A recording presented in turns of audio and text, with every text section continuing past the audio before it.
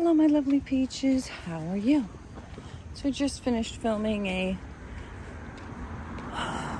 My Wealth is Good meditation video, second part, or like 2.0, I should say. And considering all what happened with Donna Adelson and her case, I thought I would pop in and just do a quick little video about my thoughts on that while I walk home. So, for the most part, I am pretty discouraged. I've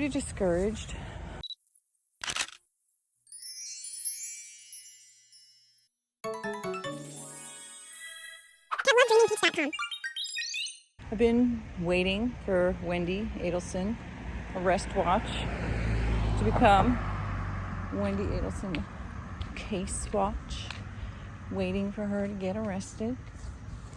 Many people have said things like, oh, well, once Donna is convicted, then they'll go ahead and they'll arrest Wendy.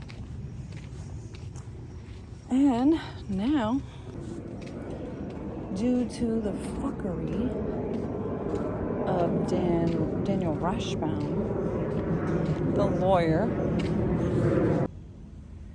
who represented Charlie Adelson, the brother of Wendy, the son of Donna and Harvey, who's been convicted of murder, Dan Markel, his ex-brother-in-law, his sister's ex-husband, the father of his nephews, his mother's ex-son-in-law, the father of his parents' grandchildren.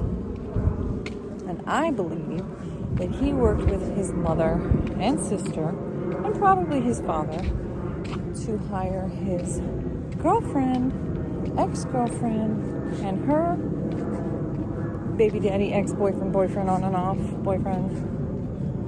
And they murdered Dan Markel. So if you go back, I have a whole playlist about it. If you're interested, you can watch all the things I've said and researched about it. So I guess I'm like pretty low energy on this topic because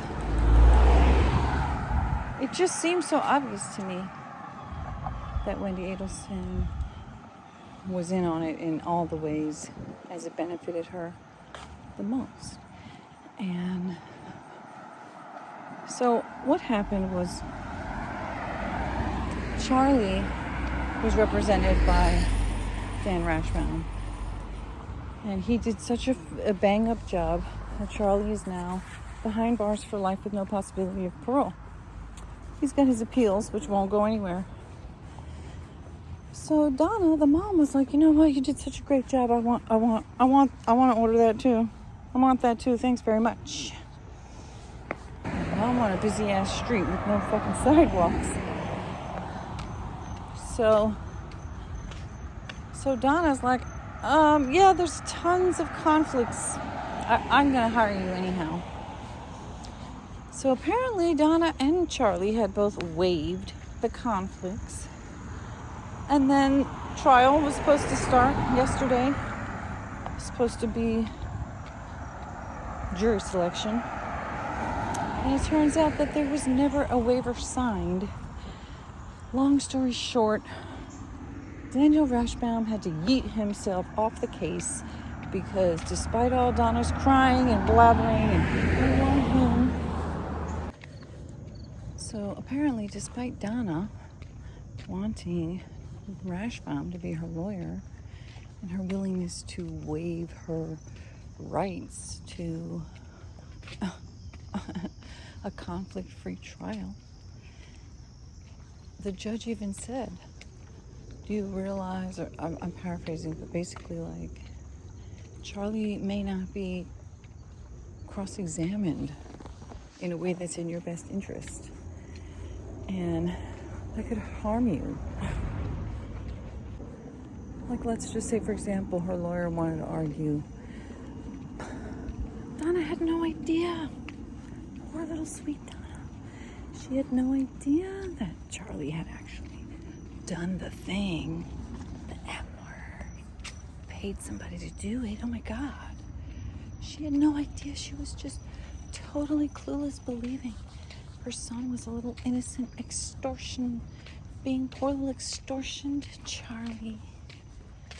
But she can't argue that effectively with Charlie's lawyer questioning him, because Charlie is not allowed to, Dan Rashbaum is not allowed to throw Charlie under the bus, because even though his case is over, he still has appeals, and apparently once you're somebody's lawyer, you're supposed to do things in their best interest always.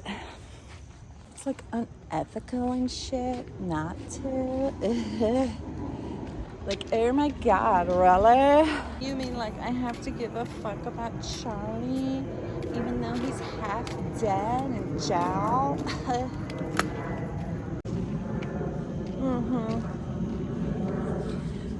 So, there was like a whole big thing, and then the Judge Everett was like, well, I'm gonna have to look at some case law, and according to Tim Jansen, his name from STS, he was saying, like, basically it's the prosecutors, Georgia, Kappelman, and Sarah Dugan, it's partially their fault as well, because they never asked to see the waivers signed.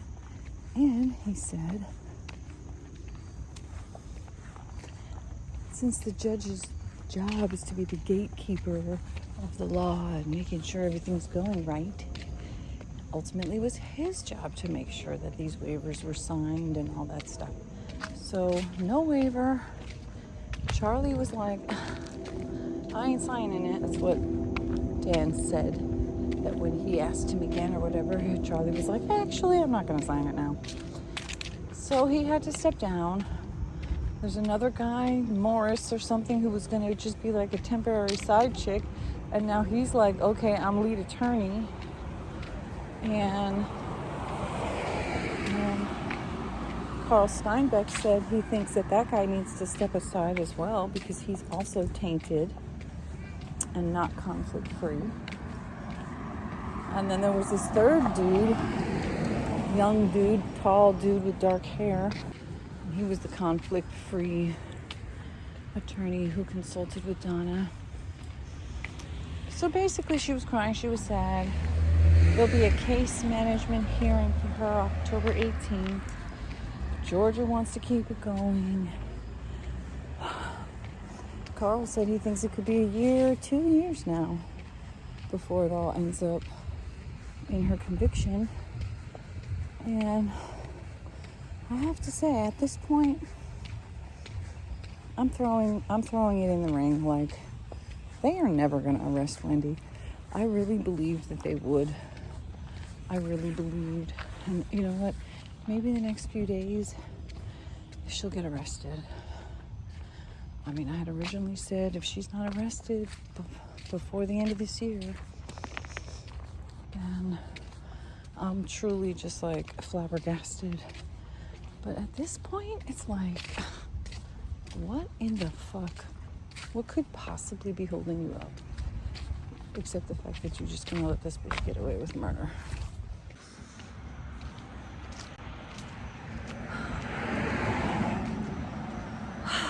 So disappointing, so disheartening, so full of shit, so evil,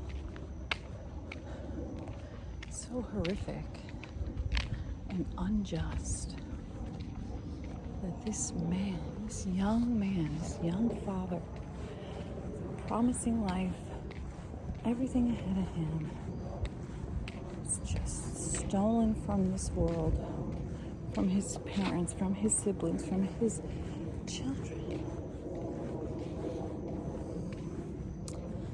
All so these bitches could just get what they wanted, and they got what they wanted. And that's what I'm saying. I thought that. There's no way Georgia Campbellman is gonna let this bitch walk free. Apparently she is.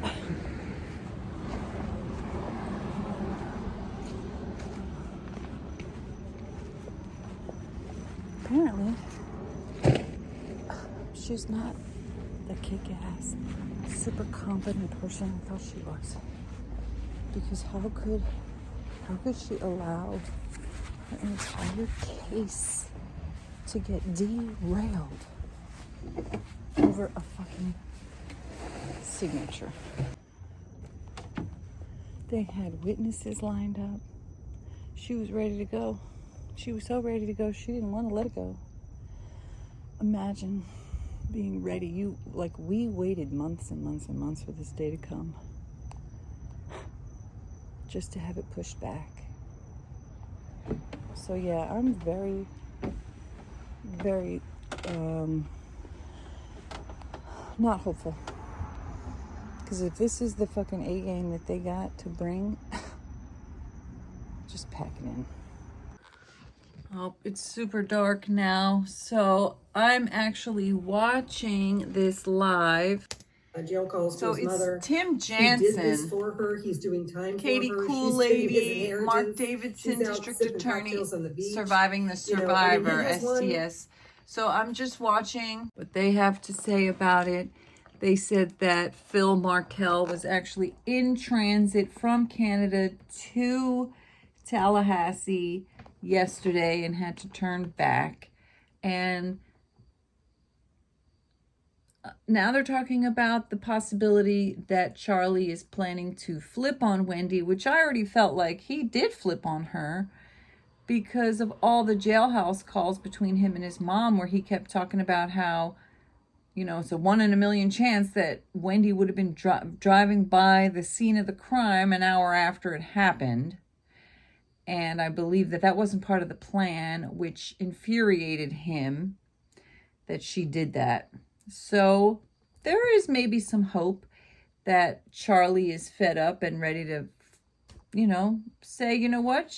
We did this for her. We did this for her. And I went down, so she's going to go down. It's still very frustrating that she's basically been getting away with murder for 10 years. But let's hold out hope that B will go to jail, to prison.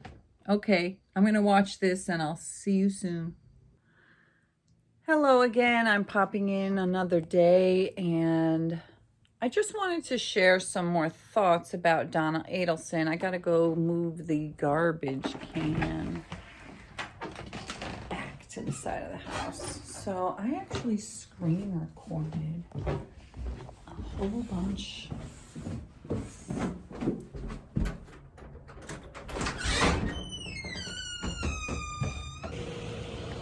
Good, my neighbor's not here. So I screen recorded a bunch of Carl Steinbeck where he's talking about his thoughts on Tim Jansen. So Tim Jansen is a lawyer who is frequently on STS, Surviving the Survivor. And I have always been a little bit irked by Tim Jansen. I feel like he's so pro Wendy that it's just really like creepy, to be honest, because being pro Wendy just feels wrong. I mean, I believe she's a murderer. So, you know, he has promoted things like, oh, they don't have enough evidence against her, and it's really bothered me. And I've actually stopped watching shows sometimes just because it's so bothersome. It's so upsetting when you know that somebody's done bad crime. She conspired to murder her ex-husband, the father of her 2 boys. They were 3 and 4 years old. It's so tragic, and it's been 10 years and she's still raising them. She's literally gotten away with murder, and it's despicable. And now with this whole bullshit happening with Dan Rashbaum and Donna's trial, You know, people that keep saying like, oh, they're not going to arrest Wendy until they convict Donna, which it's like, why? Like, that makes no sense at all. I've never heard of such a thing. I have never heard ever of somebody who committed a crime getting off and living their best life and being free to do whatever they want to do because one of their co-conspirators hasn't been convicted yet.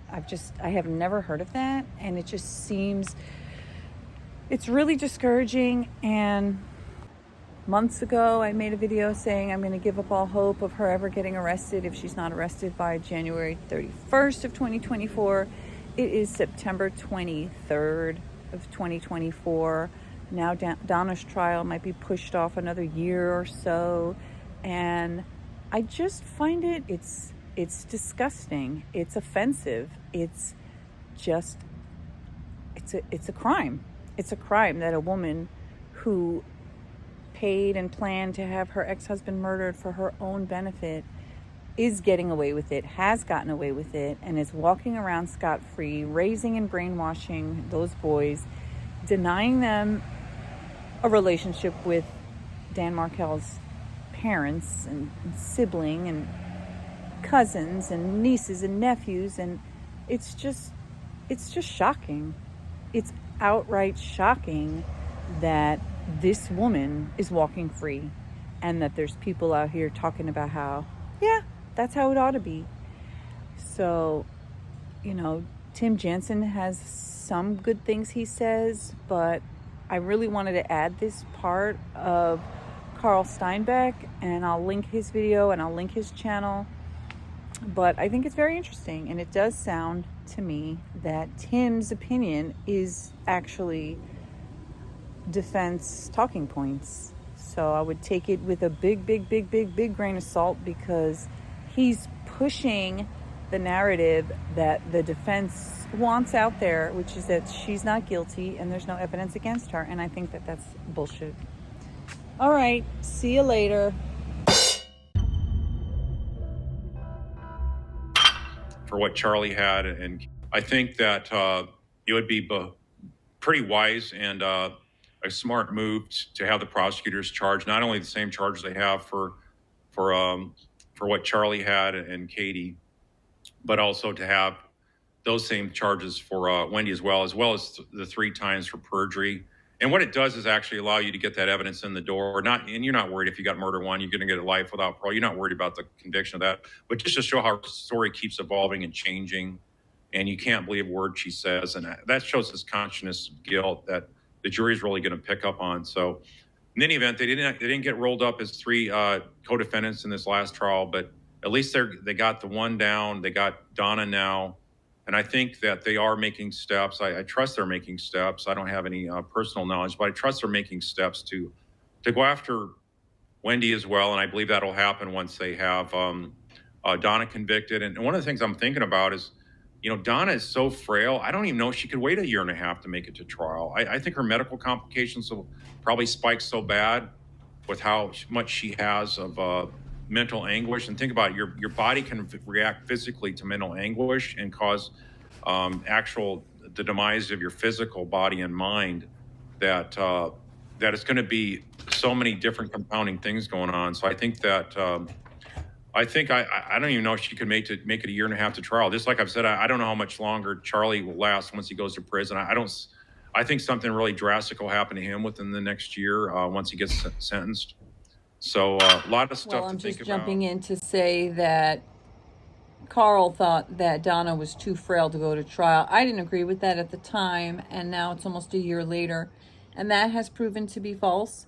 She is able to go to trial. Does not look like she's on her last breath. So I just wanted to pop in that I disagreed with that one aspect that Carl said, but he's always so confident that Wendy is going to get arrested, and it helps me feel better hoping that what he's saying is true. However, months and months and months keep going by and they haven't made a move. So I just wanted to add that. Oh, and then he said something about Charlie not doing so well. when in fact, Charlie seems to be doing fabulous. I mean, I wouldn't say fabulous. At lovedreamingpeach.com. So this is apparently the latest image of Charlie Adelson.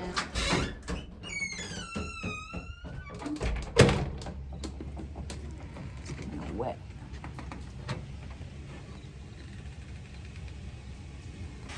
So I don't mean he's doing well, as in he's having a good time and shit. I mean, the man is in prison for life. But I feel that he's not ill, as far as like he's not frail and dying.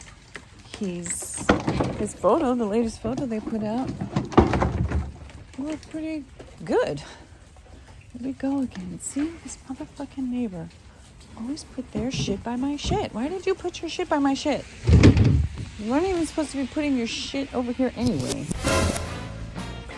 Irritated.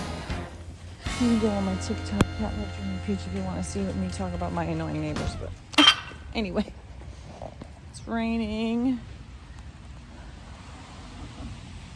My phone is getting all wet.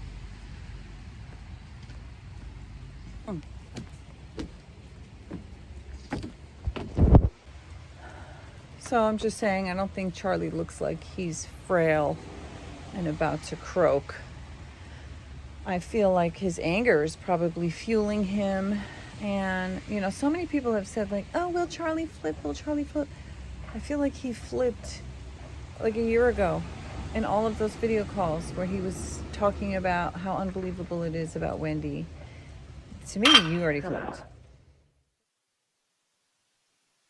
You know, I've been nice to Wendy's like, yeah, they finally saw the grandkids, saw them for an hour, they didn't give them a hug or a kiss, and they haven't asked to see him since. That's the truth. Yeah, it's the truth. The truth. What happened? Instead, when Wendy said that's unconstitutional, Wait, hold on. The one that's a real leader or convincing the other one, that can happen too. If you can get 3 or 4 or 5, and then you can really convince the other 5 or 6 or 7 that like, hey, the state does. It's not if y'all use your common sense. It's beyond a reasonable doubt. It means there has to be no other way possible this could have happened.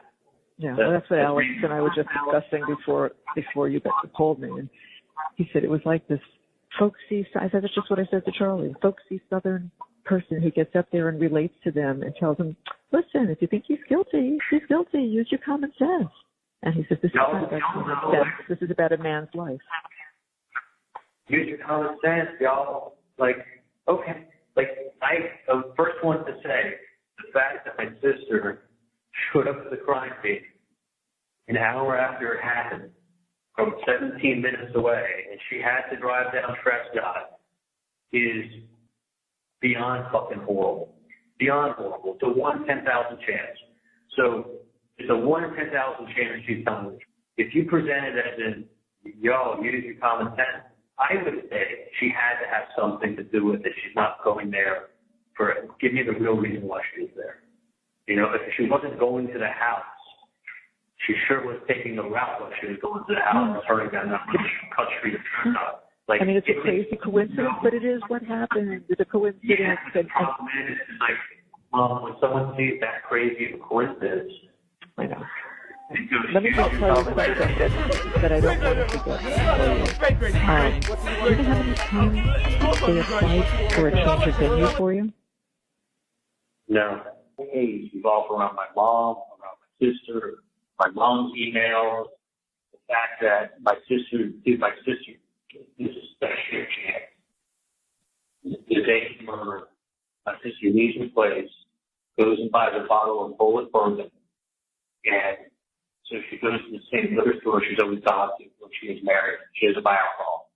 So she goes, and she only knows that to go there by driving the route of coming out of her own house. So she leaves her place 17 minutes away, drives, and goes to turn around the street, because there was just that such a just go an hour. It's all cordoned off.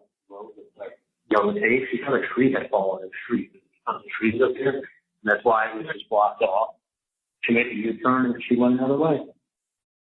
Well, Georgia Appleman stands up and she's like, Wendy couldn't even help herself because of the crime scene. She had to check it out.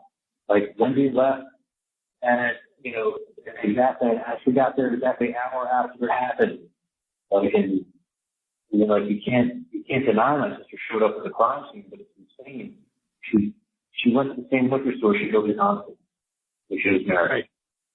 If she passed, like, there would have been 4 other liquor stores that were closer to her house before she got there. And then even when she was going from her house to that liquor store, there's a more direct route. But the only way my sister's horrible with direction. The only way she knows to go is like the way she used to go from that neighborhood. So she went to go drive down in front of her own house and then take that path. Like, it's a logical explanation.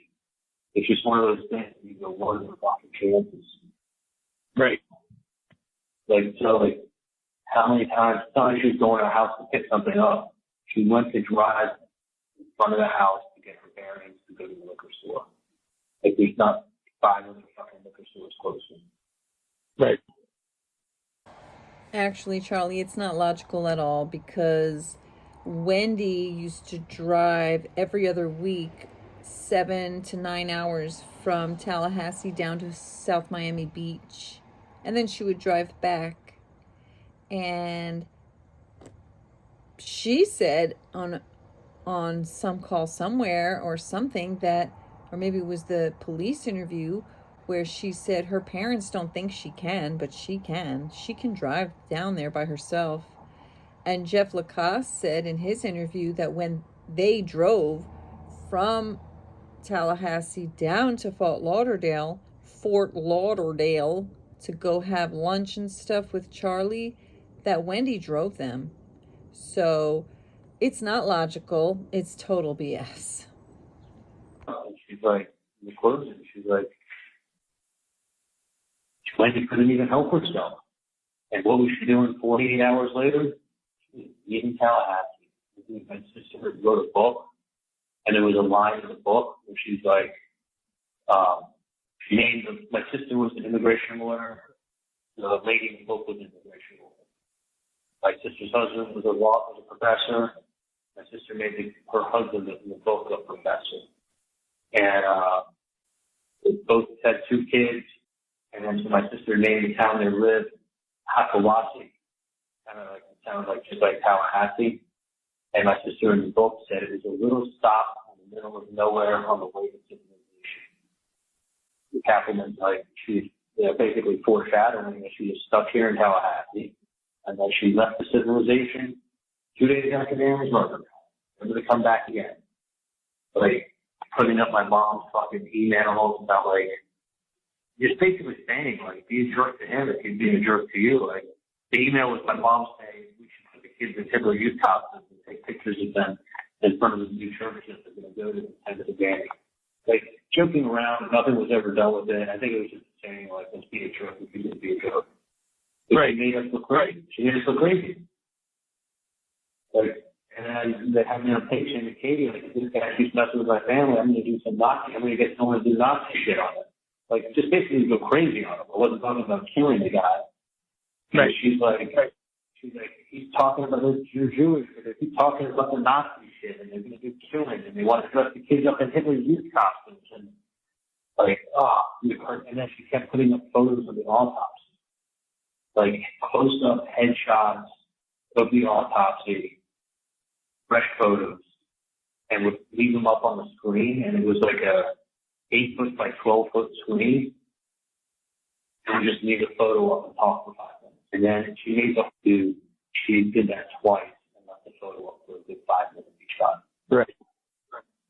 And then she made the whole case not about what happened, but about, like, making my mom look crazy, making my sister look like some bitch. She thought she was so much better than the people in Tallahassee. And I showed up on the crime scene because she couldn't help herself. And then Kappelman goes, and even Charlie's best friend, Ryan Fitzpatrick, said you could get away with murder if you keep your mouth shut. I'm like, in 2014, you got my text messages. And like, y'all, reasonable doubt means you reasonably believe that this person is something.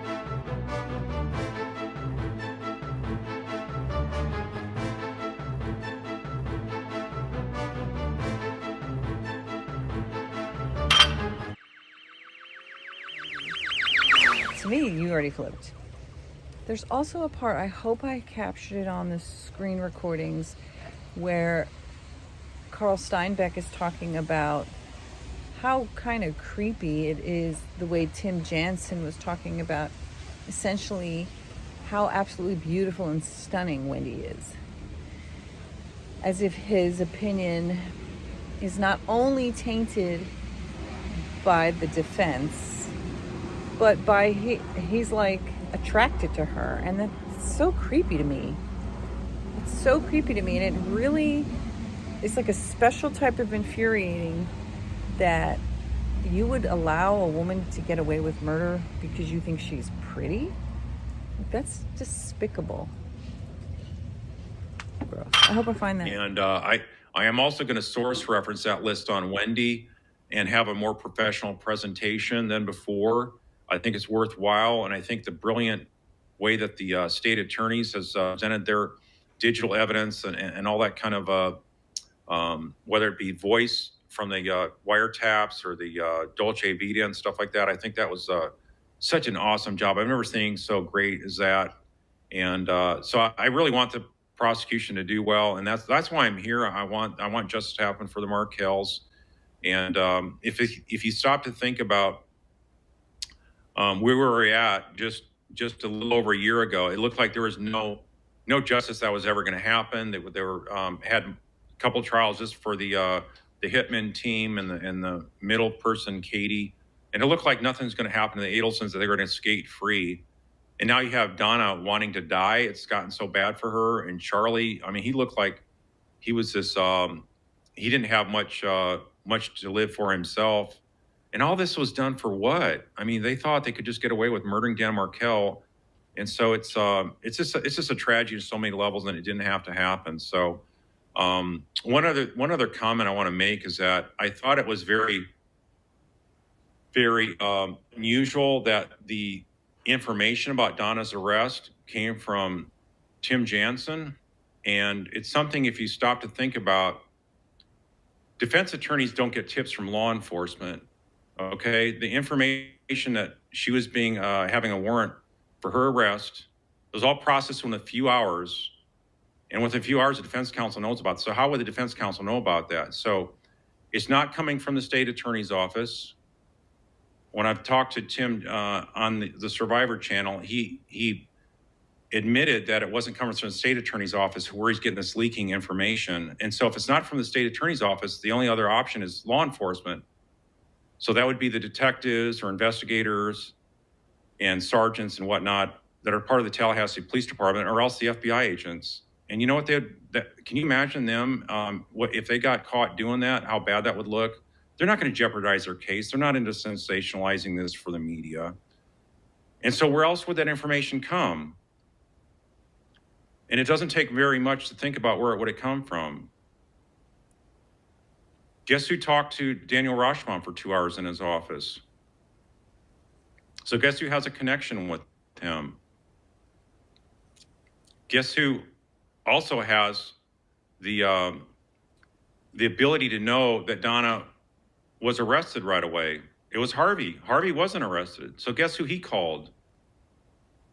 I'm sure he called his attorney first right away. Was it his old attorney, Daniel Rashbaum, who then called Tim? Is that how they found out?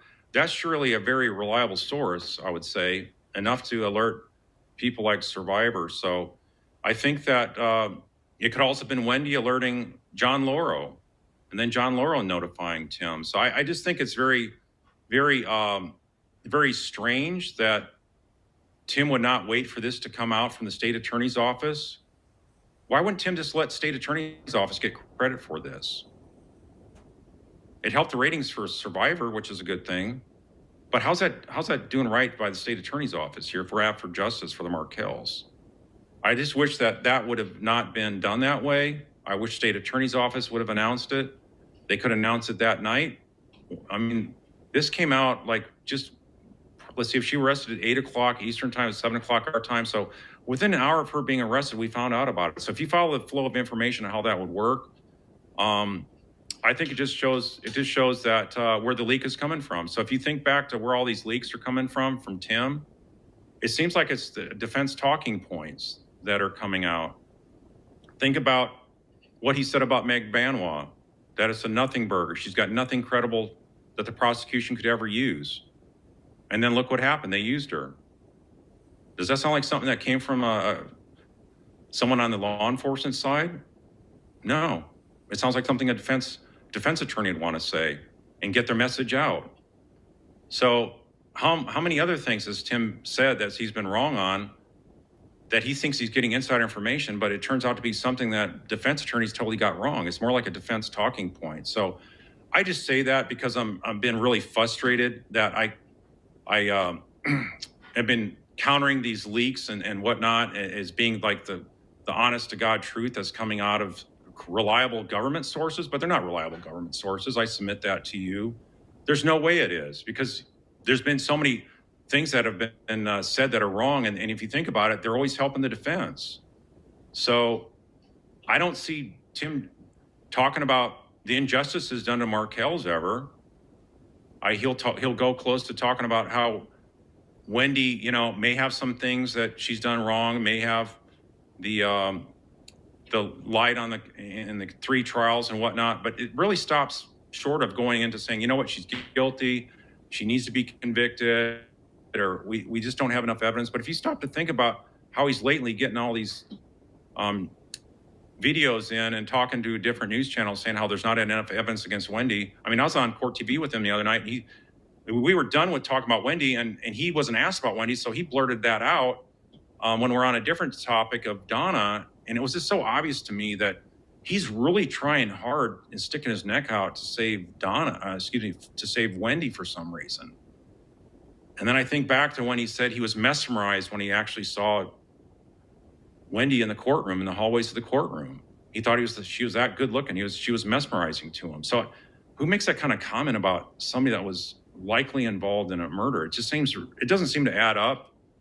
And so anyway, I just feel compelled to speak truth to that and tell you what I feel based on my instincts and what's really going on. And I've kept that information close to my vest here. But I've been getting a lot of comments from people telling me, hey, what's going on? What's going on? It seems like Tim is trying to help Laurel. Where's he getting his source of information? So I was actually going to say that in the last couple nights. I wasn't able to videotape. I'm sorry I wasn't able to come on Sunday. Some other stuff happened that prevented me. But the thing is, I then found out today that Tim was talking about some guy that's been on Survivor, talking about a list of indicators against wendi, and it's all emotions based. It's not evidence based. And I'm like, wow, this is like, he's really trying hard to backtrack on that list. And I ask you to look at the list of stuff he talked about from the first time on indicator number 1 all the way up through, 92. He was there, I think, for every single one of them. And you know what? He was agreeing a lot of those were strong indicators then. And you know what he's saying now? You know what he's saying now on all the shows? He's saying now there's no evidence against her that has any credibility. So which one do you want to believe? The one back then or the one now? I mean, I made a point that this whole issue with Dan Markel raising the motion, going after the bar license for wendi, I mean, that was like a huge dagger and a huge motive to help usher up this hit job on him. And she also was going to lose her job at the law school. I talked to a leader at the law school there that admitted that would have happened. If Dan wanted her fired, she's only there because of Dan. She would have never gotten hired there if it wasn't for Dan. It was the couple's courtesy kind of thing. They were a joint package. So when you look at all this, and then, Dan saying it's just emotional based indicators, I'm just really disappointed. I just wish I didn't have to say this, but I just can't stomach this anymore. And I need to have that be spoken. So I know you're going to see this, Tim. So why don't you just tell us who your leaker is? If it's really not these defense counsel, then tell us who it is. Because that looks unprofessional for the law enforcement. And I'm not going to tolerate that being said out there in the public domain and no one defending them. Law enforcement and state attorneys isn't going to say anything about him. I've never seen a single person on the shows that Tim's been on challenging him. And where are you getting your insider info? And why are you wrong so much of the time? So anyway, I just wanted to say that And so I know a lot of you guys liked him. He's a great guy to listen to a lot of the times. But if you listen to what he's saying and how he's involving his testimony, he did say the first time I brought it up, I think it was like on the 5th or 6th slide, that Wendy was looking at the threat of losing her bar license. I didn't say she would have, but I said in her mind that was a fearful threat. And anytime something like that's made against an attorney, those are fighting words, and that is like sends terror down to that attorney that's the target of that accusation, and especially if it's a professor that somebody holds strings over your job like Dan did. So, and then when you think about the fact that she could have gotten fired, and then the motion's already denied when this happened, she couldn't relocate. So she'd have been stuck in Tallahassee with a bad reputation as a lawyer, couldn't practice law there anymore, would have been fired. She probably still could have practiced law. I'm not saying she would have.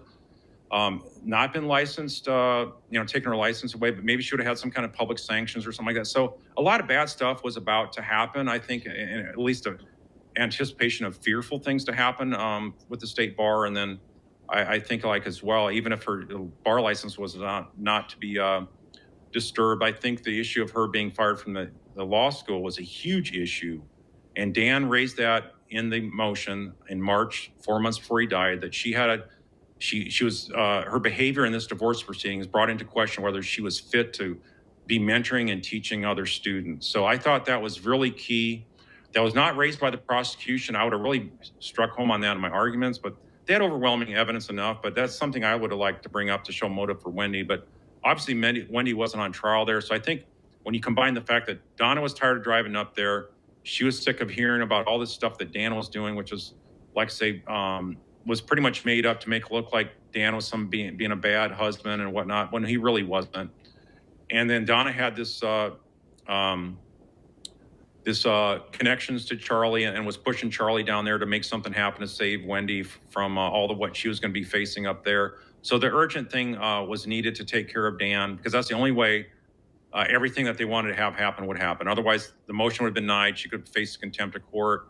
She was accused of hiding heirlooms on her affidavit of marital assets and whatnot. So regardless of how that would have shaken out, we know it definitely was something to strike fear and a struck urgency to get this plan off the ground and make it happen. So that's what I have to say about this here. I may talk some more about what I've said about issues about the leaks, but in any event,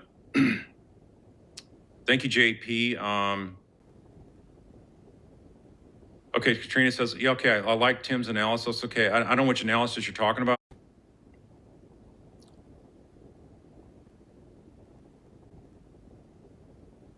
Okay, Katrina says, yeah, okay, I like Tim's analysis. Okay, I don't know which analysis you're talking about.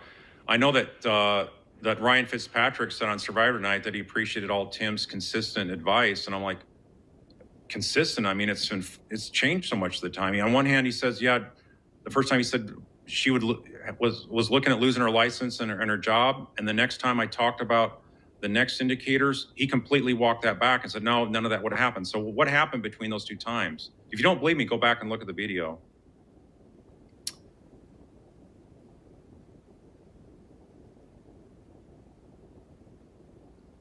Oh, hey, nurturing. Thank you. Yeah, I hope my Wi-Fi is still working good. Thank you. We're doing the best we can, guys. I live out in the country, and I've tried. I just turned my Starlink back in because it's wasn't working. One day it worked great, the next day it doesn't work well. Yeah, thank you for saying, Nor'easter JP.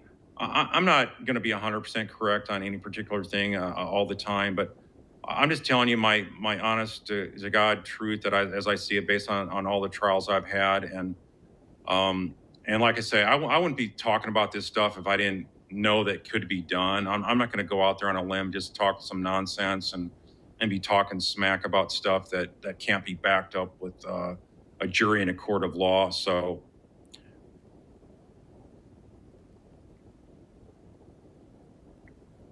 yeah, thanks, Private Eye Posse. Yeah, Tim thinks that Wendy won't be indicted. Yeah, well, he said the same kind of thing about Donna, right? He wasn't optimistic Donna would be pursued.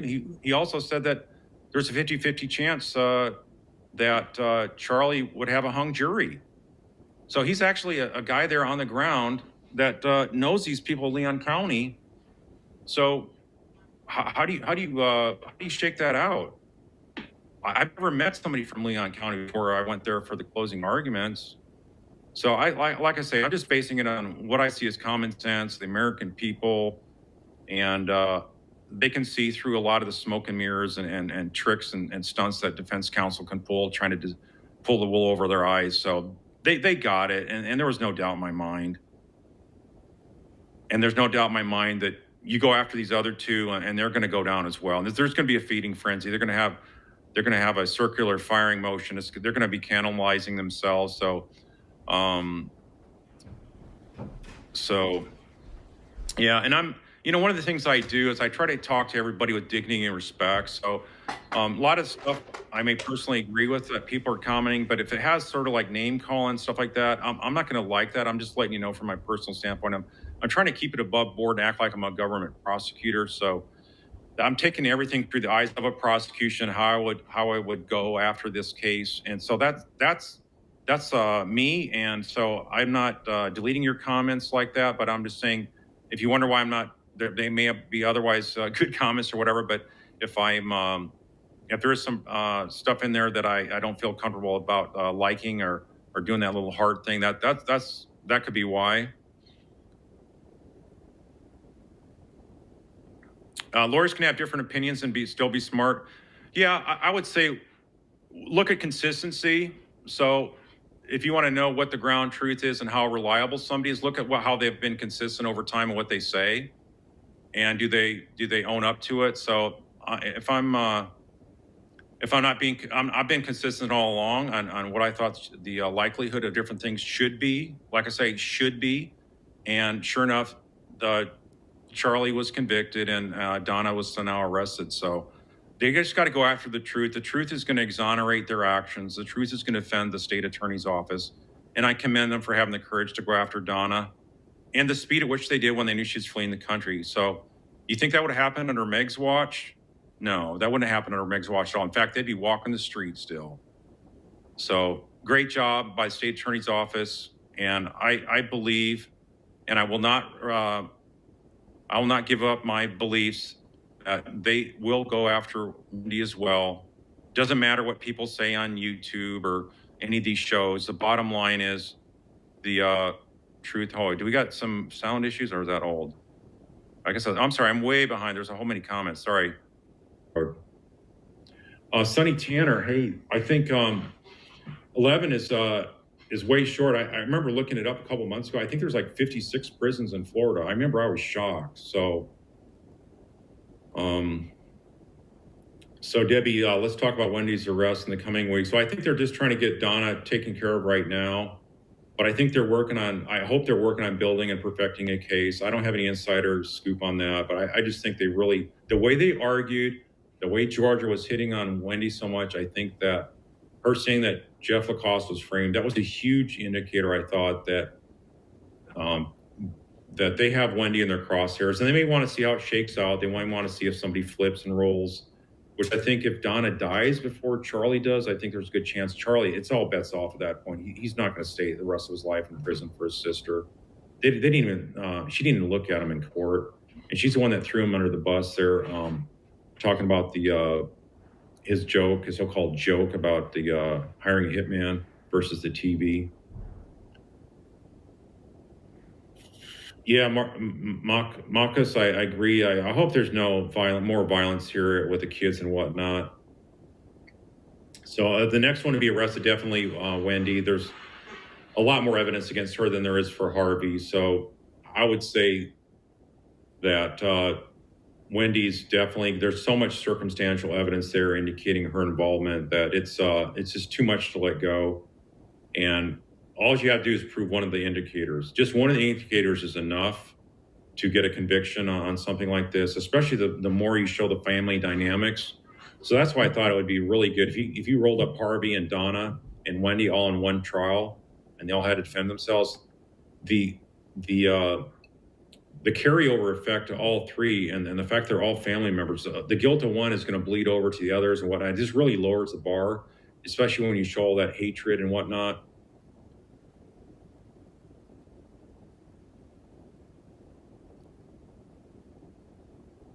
Yeah, Donna won't have to make that 7.5 hour drive anymore. Yeah, a case to remember. That's isn't that something, just to avoid that 7.5 hour drive? Unbelievable. At lovedreamingpeach.com. Okay, so I took screenshots of this article in the Tallahassee Democrat.com. This article was published on September 27th of 2019. It is September 26th of 2024. So this is a 5-year-old article. You can read it there. It's by Alicia Devine. So what I'm going to do is I'm going to read the captions from the photos. That's Detective Isom, who that's a nasty picture of a nasty woman. That's Wendi Adelson, and that is Wendi Adelson in the middle of Catherine McBanowa, and I'm going to read the caption. I don't know who that is. That's Catherine McBanowa, who was the ex-girlfriend of Charlie Adelson, who is the brother of Wendi Adelson, and she got her ex to kill her ex. And so now Katie is in jail for life. So that's John Laurel. Okay. Attorney John Laurel, representing Wendi Adelson, sits in the gallery of the courtroom during the second day of trial for the murder of Dan Markel. So this diagram is showing how they were all interrelated and the chain of how they all actually plotted the murder. That is Assistant State Attorney Georgia Kappelman in the courtroom. That is Detective Isom. He's now retired. He interviewed Wendi. That's a picture of Wendi. It says that she's taking a minute to answer her question, addressing what was separating her from Dan Markel. That's a picture of Catherine McBanowa left. Katie and Wendi plotted to kill. And Dan Markel, and that's them in South Beach. That is Katie. She is now spending her life in jail because she didn't take a plea. The shooter is her baby's daddy, Sigfredo Garcia, and I think maybe the Adelsons were telling her that they would save her somehow if she didn't roll on them. I think Sigfredo Garcia was also up for the death penalty because he was the shooter, and because he's her baby's daddy, she didn't want to risk that. And I do believe that the Adelsons were possibly feeding her lies that they were going to save her because they thought they could save themselves, but in the end, they didn't. Now I wonder if Katie has anything new to say.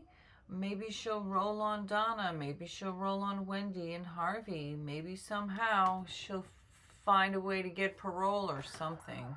And there is Wendi, who struggles to remember the details of the things that happened.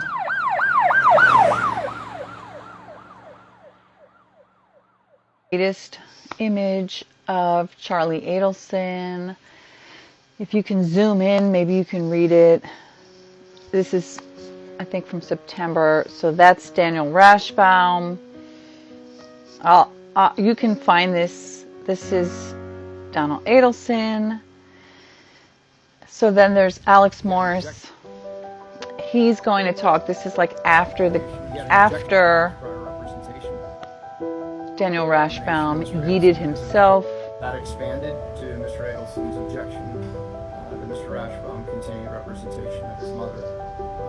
As a result of the objections, where there once was agreement, there are now objections. Mr. Rashbaum is withdrawn from the case. That's correct. Yes. We'll be proceeding forward. I don't know if there really ever was a written waiver or if Daniel Rashbaum said there was, but there wasn't. I don't have a belief that it would be anyone down south at this point. I anticipate somebody will. And then everyone knew about this. Everyone knew about how fraught this situation. Right. We knew there was situation was conflict. With, the same lawyer, Mr. Rashbaum, representing Charlie and Donna. How did we get here? If everyone knew that how do we end up with a continuance today? Well, I think everyone knew that the conflict existed, or the potential of the conflict. There were waivers in place that seemingly resolved the conflict. Were there, though? Was there a waiver or As not? is anyone's It doesn't right in matter. that circumstance, their consent or their permission was revoked. Right. And as a result, He was like, that brought a no. termination to that game plan, if you will, and necessitated a different one. And that's the reason for the continuance. Ultimately, the question is whether or not their positions are at odds with one another, and there's absolutely the potential of that. That's the issue. When there are changes in counsel, like what happened today, can you guys speak to how long it takes other attorneys and lawyers to kind of study up on the case to be ready for trial? Fortunately, I'm in a reasonably good position in terms of familiarity, but as I stated to the court, I do need an opportunity to catch my breath and catch up on the things that I'm not as familiar with. He may just get yeeted as I well. don't think there's a That's what Carl Steinbeck thinks, that he shouldn't even be the lawyer anyway, that he's tainted. This case was calendared for trial relatively quickly. Really? It's been 10 years. It's not really quickly, but from when she got arrested, okay. It's roughly 9-10 months after arrest. Yeah, but it's been 10 years. So I would think It's long overdue. it's a trial, it would be a normal passage of time, if you will. When do you think that the new trial would, or sorry, the trial will occur? Discussions have been had with the state that sometime between November and January, early February. Of 2025. Calendar right And now. Carl Steinbeck says, no way, it'll Donna be Adelson was 2025 crying. late, Her eyes looked very, or maybe 2026. That's what he thinks. can you say what was going through her mind, or did she articulate that to you? I don't know that she articulated what was going through her mind, but I can pretty accurately tell you that you develop a relationship with the lawyer and a connection, the recognition that connection is going to be broken, and how am I going He to screwed her. on my own without you? It's absolutely a feeling. Why you would want to go with him in the first place? It's distressing, stressful. Yeah. The whole situation is stressful in the first instance. She's going to jail for But life. she understands, and put one foot in front of the other and get the case to a jury as quickly as we can. What happens to Katie McBanoa and Charlie? Do they all go back to their respective prisons? Are they going to stay in Leon? Do you have any idea? I would imagine that the state will begin its process of releasing and returning witnesses. I can tell you on my end of things, that's one of the immediate things that I went back to do, is to let witnesses know that they're released from subpoenas. It's a lot of and money. cancel travel arrangements, because there's been an awful lot of effort that's been put into this. Right. How disappointed were you that it came to this? I mean, Because of preparation and being ready. I'm gonna to get more go money. Why would I for the care? I benefit mean- of the client, I'm disappointed that it came to this. So there's I that. wanted Mrs. Adelson to be able to have her day in court as quickly as possible. But I have to be reasonable and practical. is that part of why she was upset too? Did she want to go to trial this week and get this done? She really thinks she Yes, was going to get absolutely. off and go I mean, home? Her desire is for the jury to be able to listen in judgment of the facts and be able to get the case to the jury as quickly as we can. I know that you just spoke to, she was sad that she can't go to trial right now. You're upset that you can't get that trial moving quicker. But would you say that this is all kind of for the best in the long run? I think so. I think that it's going to open up opportunities as it Right now relates she could to- say, I had no idea Charlie was actually doing it. He told me he got extorted and I believed him. different He fooled cases that me. may not have been previously I believed available. him. I think that it You makes can't the say that if he's situation with the same lawyer potentially as easier, Charlie, because then that lawyer in the would best be interest of both Mr. Adelson and Mrs. Adelson in terms of having lawyers advocate for them. There are betraying ways Charlie. of Because to resolving say very Charlie difficult did it and cases, put it on his and mom this is may not open in up an Charlie's best opportunity for interest. different dialogue. But that Resolve it might be in outside of Donna's trial, best you're saying? interest to Yes, say that. This So, is Hurricane Helene, That expanded a storm to which is Mr. very Adelson's large. objections, so that Mr. Ashbaum there's continued the article representation if you want to go read it. as a result of the objection. And that was Donna crying. So that's how Charlie is apparently looking these days. And I'm going to let the interview of Alex Morris play again without me talking over it so you can hear everything he said. That's how Charlie was looking recently. There's Daniel Rashbaum, who I think should be disbarred for his behavior. I think it was unethical. He was smiling and laughing in her face, apparently, according to Grizzly True Crime, while she's crying and sobbing. So go ahead and listen to this again if you want. Okay. He had an objection to Mr. Adelson because of his prior representation. That expanded to Mr. Adelson's objection that Mr. Rashbaum continue representation of his mother. As a result of the objections, where there once was agreement, there are now objections. Mr. Rashbaum has withdrawn from the case. That's correct. Okay. Yes, we'll be proceeding forward with myself as lead counsel, and we're looking into what other lawyers may be associated with the case. I don't have a belief that it would be anyone down south at this point. Right. I anticipate somebody local. And then everyone knew about this. Everyone knew about how fraught with difficulty this situation was with the same lawyer, Mr. Rashbaum, representing Charlie and Donna. How did we get here? If everyone knew that, how did we end up with a continuance today? Well, I think everyone knew that the conflict existed, or the potential of the conflict. There were waivers in place that seemingly resolved the conflict issue. But as is anyone's right in that circumstance, their consent or their permission was revoked. And as a result, that brought a termination to that game plan, if you will, and necessitated a different one. And that's the reason for the continuance. Ultimately, the question is whether or not their positions are at odds with one another, and there's absolutely the potential of that. That's the issue. When there are changes in counsel, like what happened today, can you guys speak to how long it takes other attorneys and lawyers to kind of study up on the case to be ready to go to trial? Fortunately, I'm in a reasonably good position in terms of familiarity, but as I stated to the court, I do need an opportunity to catch my breath and catch up on the things that I'm not as familiar with. So me personally, I don't think there's a huge learning curve to it. For another lawyer just to pick it up and figure things out, there's more of a learning curve. This case was calendared for trial relatively quickly in the big picture. It's a 2023 case at the end of 2023, but it's roughly 9-10 months after arrest, which is abnormal. So I would think that by the time that the matter gets to trial, it would be a normal passage of time, if you will. When do you think the trial will occur? Discussions have been had with the state that sometime between November and January, early February. So we're working on a calendar right now. Donna Adelson was crying in court and wiping her eyes and looked very clearly upset. Can you say what was going through her mind, or did she articulate that to you? I don't know that she articulated what was going through her mind, but I can pretty accurately tell you that you develop a relationship with the lawyer and a connection, the recognition that that connection is going to be broken, and how am I going to go this on my own without you, is absolutely a feeling that the client has, and it's distressing, stressful. The whole situation is stressful in the first instance, but she understands, and put one foot in front of the other and get the case to a jury as quickly as we can. What happens to Katie Magbanowa and Charlie? Do they all go back to their respective prisons? Are they going to stay in Leon? Do you have any idea? I would imagine that the state will begin its process of releasing and returning witnesses. I can tell you on my end of things, that's one of the immediate things that I went back to do, is to let witnesses know that they're released from subpoenas and cancel travel arrangements, because there's been an awful lot of effort that's been put into this. Right.